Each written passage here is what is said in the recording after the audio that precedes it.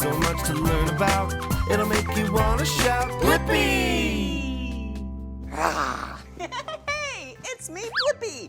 I was just acting like a dinosaur. Yeah, maybe like a T-Rex, or a Triceratops, or a Stegosaurus. Wow, dinosaurs are so cool. They used to live on our planet millions of years ago. And I have an idea. Why don't we draw a dinosaur footprint?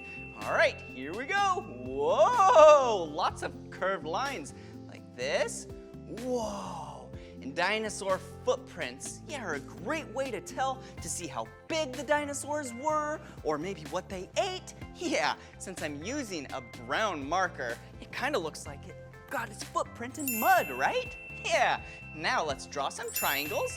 Whoa, yeah, that's where the claws touch the ground. Wow, doesn't that look cool? Whoa, what a great way to learn about dinosaurs. Whoa, I sure do love drawing with you. And if you love drawing with me and want to draw some more, all you have to do is search for my name. Will you spell my name with me? Ready? B-L-I-P-P-I, Blippi. All right, see you again. Come on everyone, let's make learning fun. So much to learn about, it'll make you want to shout,